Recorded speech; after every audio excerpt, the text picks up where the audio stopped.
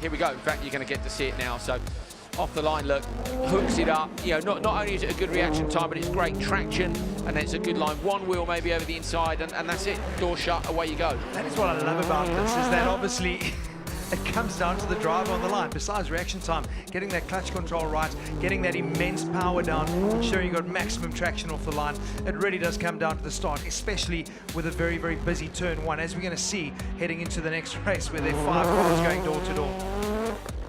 Kristoffersson with a very, very impressive run indeed. So equal in terms of lap times, pretty much over the standard laps. A few tenths to find on the Joker, but everyone's got to find a few tenths compared to Sebastian Loeb. He leads Q2 as we stand. Off the line, look, Schiestrit gets it hooked up nicely, and in fact they were pretty equal till I would have said they got up in the 3rd or 4th gear. The initial start was similar, but he had the better drive going through the box. So yeah, really, really good start. But that, like I said, de Moustier not being there gave him the space to come from the outside and shut that door. But have a look there. Oh, look at that! In fact, that was Ericsson tapping the wall, wasn't it? And now we know why Larson. Oh, that's why Ericsson went there. Why Larson went for that Joker so early, because he was also way back. Round the right-hander. This was the very end of that run. Yeah, good job by Schiestrit. Larson unable to match his teammate. So it's Gulan Schiestrit in the Pro Drive built Renault Megane for GCK. Yeah, Matthias saying the first couple of corners are crucial to a good time, and obviously you don't want to lose too much time with a bit of a squabble going on. He got a good start there, did he? A little tiny bit of contact before he got released. Bit of dirt on the inside. You know what helped Markland is the guys inside of him were so busy fighting for that inside line in turn one. He said, I'll stay out wide, let you guys have a battle, and look what happened. And that's what you can do, is you can back off sometimes, let not the carnage, but let the action unfold in front of you and slot up the inside. But it's a real gamble, because exactly.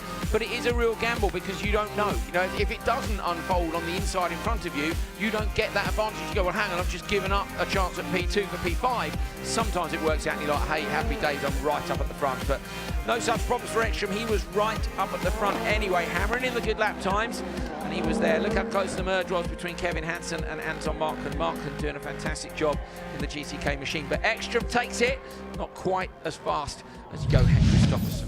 Look at the start that Peter Solberg had. Absolutely nails it, shuts the door, and everybody race over. He has the dirt though. There's no dirt now. Have a look.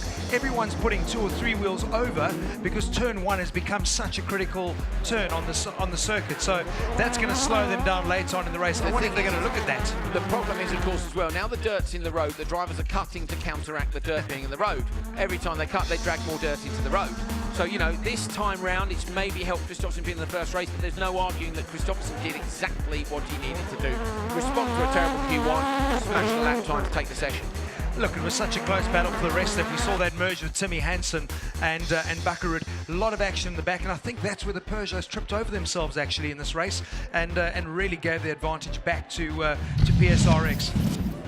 Here we are then, the standings after Q2. Sebastian Loeb, the overnight top qualifier, having won Q1, not quite so good in Q2, but it is Loeb who is the overnight TQ from Peter Solberg and Timmy Hansen. So despite the fact the Peugeots didn't have quite such a good Q2, they're right up there. Look, 2 out of the 3 spaces overnight. Peter Solberg P2, Bakkerud P4, Ekstrom P5. Those two, remember, fighting it out for second in the standings. At the minute, advantage Bakkerud. It's a tiny advantage. Ekstrom's a few points ahead in the standings. Kristoffersson P16 to P6 with the win in Q2. Kevin Hansen and Janis Baumanis 7th and 8th. Here you go then, Markland, Gronholm, Schiestrit, both the GCK cars in at the minute. Gronholm's in, Kevin Eriksson in at the minute. Scheider, Larson, Timosyanov and Munich have a little bit of work to do. Great stuff from Q1 and Q2. My thanks to Marius Roberts for today. Very much looking forward to tomorrow's action.